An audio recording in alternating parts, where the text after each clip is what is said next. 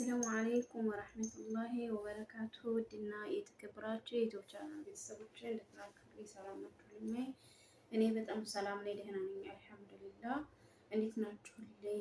በጣም ናፍቃችሁኛል የኔ ውዶች፣ የኔ ማሮች፣ እምወዳችሁ ማከብራችሁ ምንሰበሰብላችሁ የእውነት ናፍቃችሁኛል። ይሄው 2 ቀን ያው አልተመቸኝም ነበርና የለሁም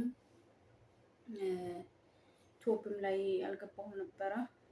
ስራ ትንሽ ጊዜ አድርጎኝ ያው እንግዲህ እንደነገርኳችሁ ከሀየር ጃሚዓ ወደ ሀየር ሳላማ ጉዞ ስላደረኩኝ በዛ ምክንያት ቤት ምናምን እያጸዳሁ አልመቸኝ ብሎ ነው ያልገባሁት።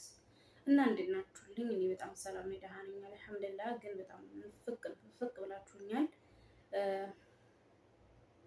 አላህ ሰላማችሁን ብዝት አድርጎ ያትርፍልኝ። አላህ የሀገራችንንም ሰላም ይመልስልን ያ ረቢ አላህ። ሁላችንንም በሀገር ውስጥም በሀገር ውጭም ያለነውን ሰላማችንን ያብዛልን። ቅድሚያ ሰላም ነውና የሚበልጠው። አላህ ሰላማችንን ብዝት አድርጎ ያትርፈው። እናማ እንዴት ናችሁ? እኔ በጣም ሰላም ነኝ አልሐምዱሊላህ። እንግዲህ ኢንሻአላህ በኢዝኒላህ በነፃነት ምንም ሳልጨነቅ ምንም ሳልቸገር ቪዲዮዬን እየቀረጽኩኝ እለቃለሁ። እንግዲህ አልሐምዱሊላህ ያው መቼም እንግዲህ አረቦች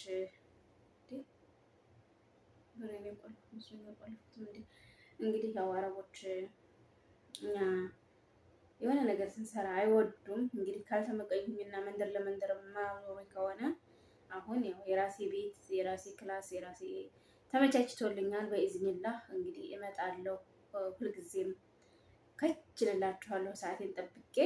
እናማ ደግሞ የምትመክሩኝ እህት እጅሽን ሸፉኝ ሙሉ ልብስ ልበሽ ምናምን ለምትሉኝ ደግሞ ኢንሻአላህ ከአሁን በኋላ ያው ልብሶችን ሙሉ እጅጌ ያለው ልብስ ለብሳለሁኝ። ያው እስካሁንም ልብሴ አብሮኝ ስላልነበረ ነው። ልብሴ ሌላ ቦታ ነበረ ተጭኖ የሄደው። አሁን ግን ያው ቤታችን ስለመጣን ከልብሴም ጋር ስለተገናኘሁኝ ሰውነቴን የሚያልብስ ልብስ እየለበስኩኝ ብቅ እላለሁ። የኔ ውዶች ውድ እጅሽን አታሳይ ጥሩ አይደለም። ግማሾቻችን ሀራም ነው ትሉኛላችሁ፣ ግማሾቻችን ደግሞ ሰው አይነት ጥሩ አይደለም ትሉኛላችሁ። ሁሉም ይገባኛል። ግን በጣም አመሰግናለሁ ስላሰባችሁልኝ። ከልብ ከልብ ነው የማመሰግነው። ወላሂ ዝቅ ብዬ አመሰግናለሁኝ። በጣም ጥሩ ተመልካች አለኝ። በጣም ጥሩ ስብዕና ያላችሁ ተመልካቾች ናችሁ ያላችሁኝ። አሁንም ደግሞ ሸር ሰብስክራይብ እያደረጋችሁ አበረታቱ፣ ተጎኔ ቁሙልኝ። አይዞሽ በርቺ፣ ጠንክሪ፣ ሞክሪ በሉኝ። የሰው ልጅ ሞክራል፣ አድራጊው ግን አላህ ነው። አላህ ሰበቡን አድርሱ እንጂ አደርሳለሁ ብሏል። እኛ ሰበቡን እናድርስ፣ አድራጊው ደግሞ አላህ ነው። ከአላህ በታች ደግሞ እናንተም ተጎኝ ሆናችሁ ሰብስክራይብ ሸር እያደረጋችሁ አበረታቱኝ ማለት ነው የኔ ወዶች የኔ ማሮች። እውነት በጣም ፍቅ ብላችሁ ነበረ። ከች ብዬላችኋለሁ። ከአሁንም በኋላ አልጠፋም፣ እመጣለሁ። ለምክራችሁ ለሁሉ ነገር በጣም አመሰግናለሁኝ። እንደውም አንደኛው እህቴ ያው ትንሽ አሁን ለታ ከፍቶኝ ነበረ። ያው ባዳባድነቱን አይለቅም። ምን ብናመሰግናቸው እነሱ አረቦች ማለት ምን ብናመሰግናቸው ምን ብንወዳቸው ደካማ ጎን አያጡምና ያው እዚህ ቤት ብቻዬን አምጥተውኝ ላጸዳ መጥቼ ነበረ። ብቻዬን ብዙ ሳጸዳ አምሽቼ ብቻዬን አድሬ መብራትም ሂዶብኝ እንደገናም ደግሞ የሚበላ የሚጠጣ ምንም ነገር የለም ነበርና ያው ለአንድ ቀን እስር ቤት ያደርኩ ያህል ነው የምቆጥረው። የሚበላም የለም የሚጠጣም የለም። መብራት ሲሄድብኝ በጣም ነበረ የከፋኝም፣ በጣም ነበር የተጨናነኩትም። አጋጣሚ ስልኬም ውስጥ ራይድ የለኝም፣ ሸበካም የለኝም። ሱብሃንአላህ ያው አንዳንድ ጊዜ ያመሳስል የለ ነገራቶችን እንደዛ ሁኔ በጣም ከፍቶኝ ነበረ። ከዛ ያው በአረቦቹም ተቀይሜ እኔ ደግሞ ትንሽ ነው የሚበቃኝና በትንሿ ነው የሚከፋኝ። በእነሱም ተቀይሜ ነበረ፣ እነሱንም ነበር ያኮረፍኩትና ግን አልሐምዱሊላህ አለኩል ሀል የመጣሁበት ሰፈር በጣም ደስ ይላል። የምፈልገውን እንጀራ አለ። እውነት ወላሂ እንጃ ሲርበኝ አድሮ ዙሁር ላይ ሂጄ በቃ ድርስ ስትል እንጀራ ሳገኝ እውነት እኔ ምን አይነት ስሜት እንደተሰማኝ በነግራችሁ ተውኝ። ወላሂ አላዚ በጣም ደስ አለኝ፣ በጣም ደስ አለኝ ወላሂ። ያው ወጥም ሰርቼ እየወጥቼ ነበረ። እውነት እንጀራና ወጡ ሲገናኝ ያ አላህ እውነት ሰዎች እንደው ወላሂ ለሰው ደስታ ትንሽ በቃልና ለሁላችንም አላህ ያስደሳል። ያ ረቢ አላህ ያስደሳል። ባሰብነው ሳይሆን ባላሰብነው አላህ ያስደሳል። አላህ የሙራዳችንን ሁሉ ይሙላልን። ከዛ እንጀራዬን ግዝት ታርጌ መጥቼ ከሰራሁት ጋር ካርጌ በላሁ እና ያው በዛ ትንሽ ከፋ ያለኝ ልጃቸው ብሆን የቤተሰብ አባላታቸው ብሆን ማለት ጦሜን አድሬ ጦሜን ትውል በባዶ ቤት ትለው ሄደው ምን በላሽ፣ ምን ጠጣሽ፣ ምን ደረሽ፣ እንዴት አደርሽ፣ ፈራሽ አልፈራሽም ጥያቄ እንኳን ይጠይቁ ነበረ። የኔው ልጃቸውን ባልሆን ቢያንስ ከቤተሰብ አባላት ብሆን ማለት ነው አንዱ እና ባዳ ባድነቱን አይለቅም። ብቻ አልሐምዱሊላህ ያው ቢሰማኝም ዛሬ ላይ ሁሉም ተሰካክቶልኛል። የራሴ ብቻ የክላስ አግኝቻለሁ። እንዴ ፏፍክስ ምልበት ፏፍክት ምልበት እውነት ምን ደስ እንዳለኝ ታውቃላችሁ? ልብሴ በሻንጣ እየተንከራተተ ዳይምን አይለበስ። የኛ ልብስ የኛ የመዳም ቅመሞች ልብስ ይገዛል፣ ሻንጣ ይቀመጣል። ምክንያቱም እኛ ብዙውን ጊዜያችን የምናሳልፈው በአረብ ቤት ስለሆነ ልብሳችን አይለበስም። መግዛት ብቻ እንጂ የሚተርፈን ልብሳችንን አንለብሰውም። አሁን ግን እኔ በጣም ደስተኛ ነኝ። በምን ምክንያት ነው የምለብሰው? ወደ ዩቲዩብ ቻናሌ ስመጣ ለዩቲዩብ ቻናሎቼ ለተመልካቾች ፏፈክት ብዬ ስቀርብ ለብሰዋለሁ። እውነት እንኳን አይደለም የገዛሁትን ቀርቶ ሌላም እየገዛሁ እመጣለሁ። አሁን በኋላ ማለት ነው። ምነው ደስ ስላለኝ የምሄድበትም ባይኖረኝም ይሄ ማለት ይሄ ፏፍክት ብዬ ጥሩ ልብስ ለብሼ የምሰራቸው ቪዲዮዎች የምሰራቸው ስራዎች ተቀማጭ ናቸው። ኋላም ላይ ተቀማጭ ስለሆኑ ስለሚገኙ እውነት ደስ ይለኛል። ልብሶችን በመልበሴ በጣም ደስ ብሎኛል። አሁንም ቢሆን ያሉኝን ልብሶችን እየለበስኩኝ እደሳበታለሁኝ። ያን ያለ ምክንያት ያለ ሰበብ ልብስ አንለብስም አይደለም። ይሄ ደግሞ ሁልጊዜም ተቀማጭ ስለሆነ ደስ ይለኛል። ልብሶችን ማስታወሻ ይሆነኛል ሐቂቃን ማለት ነው ወላሂ እና ልብሶችን መጥተውልኝ ካኖርንበት ቦታ ሻንጣዬ መጥቶልኝ በጣም በጥሩ ሁኔታ አስቀምጫቸዋለሁኝ። ወላሂ እንጃ በጣም ነው ደስ ያለኝ። እንግዲህ አላህ ደስታሽን መጨረሻውን አላህ ያሳምርልሽ በሉኝ። ደሞዝ ትቁነጠነጥ ትሽረጠለጥ ደሞዝ አውጥተው እንዳያባረሩኝ አረቦቹን። እሱ እኛ ሲያምርብን አይወዱም፣ እኛ ሽርሽር ስንል አይወዱም። ቢሆንም ግን ያው እኔ ጋር ሰው ስለሌለ ልጁ ነው ልጁም ጋር አንገናኝም። እሱ ይተኛል፣ እኔ ሲተኛል በሬን ቆልፌ ክላሴ ፏፈክ ትላለሁ ማለት ነው። እናማ በጣም ደስ ብሎኛል። እንዲሁም አንድ እህቴ የኔ ውድ እህት ብቻሽን ከሆንሽ መጥቼ ላግዝሽ ላጣዳሽ ሎክሽን ላኪልኝ የምሻወር ታይኝና መጥቼ ላጣዳሽ ብላኛለች። ዛኪለው ኸይር ሐቢብቲ እኔ አጽድቼ ጨርሻለሁ። ቤቱም ትልቅ ሳይሆን ትንሽ ናት ቤቲቱ።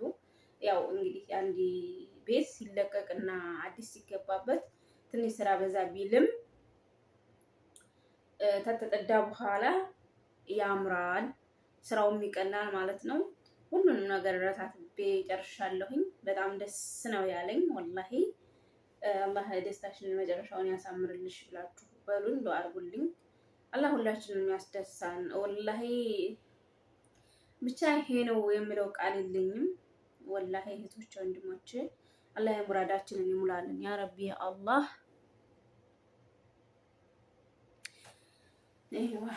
የሙራዳችን ሞልቶ አላህ በሰላም ለሀገራችን ያውቃን። ደግሞ የሰው ሀገር የሰው ነው። ደስታም ደስ ብሎ የምናሳልፈው በሀገራችን ነውና ቤተሰቦቻችን ጋር ልጆቻችን ጋር አላህ በሰላም ይደብልቀን። የሰው ሀገር ደስታ ቢውል እንጂ አያድርም። አሁን ደስ ሳለን ስንል አሁን ያስከፉናል። አሁን አስከፉን ስንል አሁን በቃ እንደዚህ ስለሆነ የሰው ቤት ደስታ የሰው ነው። አላህ በሀገራችን መልሶ በሀገራችን ላይ ይሁን ደስታችን ከቤተሰቦቻችን ከልጆቻችን ጋር ያ ረቢ አላህ ከእህቶቻችን ከወንድሞቻችን ጋር አላህ በሰላም ያገናኝን፣ ለሀገራችን በሰላም ያብቃ እንላችኋለሁ። አብሽሩልኝ የኔ ውዶች የኔ ማሮች። ያው አላብዛባችሁ፣ ታልሰለቻችሁ ትንሽ የዶክተር ሰኢድን አውዶ ላሰማችሁ ማለት ነው።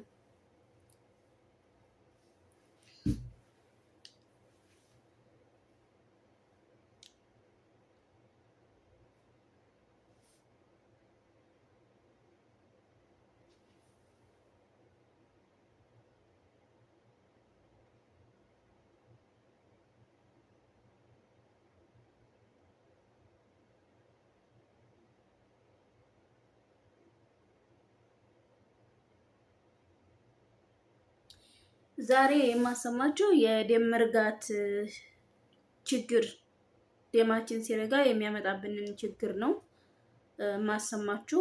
እስኪ አብረን እንስማው። ሰላም አለይኩም ወራህመቱላሂ ወበረካቱሁ። ዛሬ ደግሞ ስለ ደም መርጋት ወይም ደግሞ ስለ ቬን ትሮምቦሲስ ትንሽ ልበላችሁ ብዬ ነው። እንግዲህ ደማችንን ከተለያየ ሰውነት ክፍል ተቀብለው ወደ ልብ የሚወስዱ ደም መልስ ደም ስሮች አሉ። እነሱ ላይ እንግዲህ ደም በተለያየ አጋጣሚ ወይም ደግሞ በተለያየ ምክንያት ሊረጋ ይችላል። እንግዲህ ደም የሚረጋባቸው የተለያዩ መንስኤዎች ወይም ደግሞ አጋላጭ ነገሮች ሊኖሩ ይችላሉ። ከነዚህ አጋላጭ ምክንያቶች ውስጥ የተወሰኑትን ልንገራችሁ። አንደኛ፣ ለረጅም ሰዓት በተመሳሳይ ሁኔታ መቆም ወይም መቀመጥ ወይም ደግሞ የአልጋ ቁራኛ መሆን ለዚህ ለደም መርጋት ከሚያጋልጡን ምክንያቶች ውስጥ አንዱ ነው። በተመሳሳይ ሁኔታ በተለይ እግራችንን ክሮስ አድርገን ለረጅም ሰዓት ያለ የምንቀመጥ ከሆነ ወይም ደግሞ ለረጅም ሰዓት ያለ የምንቆም ከሆነ ወይም አንድ የአልጋ ቁራኛ ከሆነ ለደም መርጋት ይጋለጣል ማለት ነው። ሁለተኛ፣ በቤተሰብ ውስጥ ይሄ የደም መርጋት በሽታ ከነበረ በዘር የመተላለፍ እድል አለው ማለት ነው። ከመጠን በላይ የወፈሩ ሰዎች ለዚሁ ለደም መርጋት በሽታ ይጋለጣሉ። በእርግዝና ወቅትም ይከሰታል። ከወለዱም በኋላ እንግዲህ እናቶች እስከ 6 ወር ባለው ጊዜ ውስጥ ለዚህ ለደም መርጋት በሽታ ሊጋለጡ ይችላሉ። ሲጋራ ማጨስ እንግዲህ አንደኛው ሲጋራ ማጨስ ነው። ሲጋራ የሚያጨሱ ሰዎች ለደም መርጋት በሽታ ይጋለጣሉ። ሌላኛው እድሜ ነው። እንግዲህ በአብዛኛው እድሜያቸው ከ60 ዓመት በላይ ያሉ ሰዎች ለደም መርጋት ህመም የመጋለጥ እድላቸው ከፍተኛ ነው። ሌላኛው ቫሪኮስ ቬን ያለባቸው ሰዎች ለደም መርጋት የመጋለጥ እድል አላቸው። እንግዲህ ባለፈው ስለ ቫሪኮስ ቬን ስናወራ መቼ ሐኪም ቤት መሄድ አለባቸው የሚለው ላይ የቆዳ ቀለም የሚቀየር ከሆነ ብለናል አይደለ? ያ ማለት ይሄ የደም መርጋት በሽታ ከተከሰተ እንደማለት ነው። ወይም ደግሞ ይሄ ወደ ቫሪኮስ ቬኑ ወደ ደም መርጋት ከተቀየረ እንደማለት ነው። ሌላኛው እንግዲህ ቀዶ ጥገና ያደረጉ ሰዎች በተለይ ሜጀር ሰርጀሪ የምንለው ከፍተኛ ቀዶ ጥገና ያደረጉ ሰዎች ለደም መርጋት በሽታ ሊጋለጡ ይችላሉ። ስለዚህ ደም መርጋት ካለ በተለይ እግራችን ላይ ባት አካባቢ ላይ ደም መርጋት ካለ ምን አይነት ምልክቶች ሊታዩ ይችላሉ? አንደኛ፣ የቆዳ ቀለም መለወጥ ይኖራል። መጀመሪያ አካባቢ ላይ እጅግ በጣም ሊቀላ ይችላል፣ ወይም ደግሞ ሊጠቁር ይችላል። ስለዚህ ባት አካባቢ ላይ ቆዳ ከተቀየረ፣ ከጠቆረ ወይም ደግሞ በጣም ከቀላ የደም መርጋት ምልክት ሊሆን ይችላል ማለት ነው። ሌላኛው የእግር ህመም መኖር ነው። የተጠቃው እግር እጅግ በጣም ከፍተኛ የሆነ ህመም ይኖረዋል። ዝም ብሎ ህመም ሊኖረው ይችላል፣ ወይም ደግሞ ሲነካ ህመም ሊኖረው ይችላል። በተለይ ሐኪም ጋር ሂዳችሁ ሐኪሞቻችሁ ሲመረምሩ ሲነኩት ህመም ሊያገኙ ይችላሉ ማለት ነው። ሌላኛው የተጠቃው እግር ሲነካ በጣም ይሞቃል። ከሌላው እግር በበለጠ ሙቀት ነገር ሊሰማ ይችላል ማለት ነው። እንግዲህ እነዚህ ምልክቶች ካሉ የደም ስር መወጠርም ሊኖር ይችላል። ልክ እንደ ቫሪኮስ ቬን የተወጣጠሩ የደም ስሮችም ልንመለከት እንችላለን። እነዚህ ምልክቶች ካየን የቆዳ ቀለም መቀየር ካለ፣ ባት አካባቢ ላይ መጥቆር ወይም መቅላት ሊሆን ይችላል። የእግር ህመም ካለ፣ እግራችንን ስንነካ የሚሞቅ ከሆነ፣ እንደዚሁ ደግሞ የተወጣጠሩ የደም ስሮች ካሉ ቀጥታ ወደ ሐኪም ቤት መሄድ ይኖርብናል ማለት ነው። ለዚህ ሐኪም ቤት ከሄድን በኋላ ሐኪሞች የደም መርጋት ከተጠራጠሩ ምርመራዎችን ያደርጋሉ። በተለይ ሁለት ዋና ዋና ምርመራዎች አሉ። አንደኛው የደም ምርመራ ነው። እንግዲህ ደማችን ለመርጋት ወይም ደግሞ እንትን ለማለት ምን ያህል ሰዓት ይፈጅበታል፣ ምን ያህል ሰከንድ ይፈጅበታል የሚለውን ምርመራ ሊሰሩ ይችላሉ። ወይም ደግሞ ዶፕለር አልትራሳውንድ ሊሰሩ ይችላሉ። እግር ላይ የሚነሳ አልትራሳውንድ ነው። እነሱን ምርመራ ካደረጉ በኋላ የደም ማቅጠኛ መድኃኒት ይሰጣሉ። እንግዲህ እዚህ ጋር ላይ ጥንቃቄ ያስፈልጋል። በትክክል መድኃኒቱን ሐኪም ባዘዘው መልኩ መወሰድ ይኖርበታል። ይሄ ካልሆነ ግን እዚህ እግር አካባቢ ላይ የተቋጠሩት ደም ወይም ደግሞ የረጋው ደም ተቆርጦ ወደ ሳምባ አካባቢ ሄድና ሳምባ ሊዘጋ ይችላል። ለድንገተኛ ህመም ሊያጋልጥ ይችላል። ስለዚህ በትክክል መድኃኒቱ መወሰድ አለበት። በትክክል ላቦራቶሪ ቀጠሮ በተሰጣችሁ ልክ እየሄዳችሁ ላቦራቶሪ ክትትል ማድረግና መድኃኒቱን በትክክል መውሰድ ያስፈልጋል ማለት ነው። ይህ በሚደረግበት ሰዓት ላይ እንግዲህ የአኗኗር ዘይቤንን መቀየር ያስፈልጋል። ለምሳሌ ክብደት መቀነስ ሊሆን ይችላል።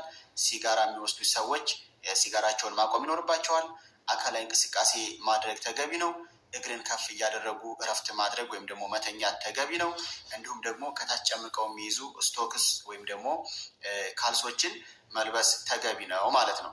ይህም በማድረግ እንግዲህ ሐኪሞቻችን ጋር እየተመካከርን ይህን የደም መርጋት በሽታ በአግባቡ ትሪት መደረግ መቻል አለበት። ያ ካልሆነ ግን ተቆርጦ ወደ ሳምባ ይሄድና ለድንገተኛ ህመም ለድንገተኛ ሞት ሊዳርግ ይችላል።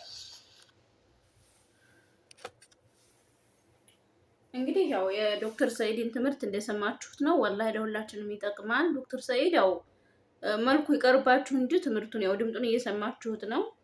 እኔ ጋር ቪዲዮ ኑሮኝ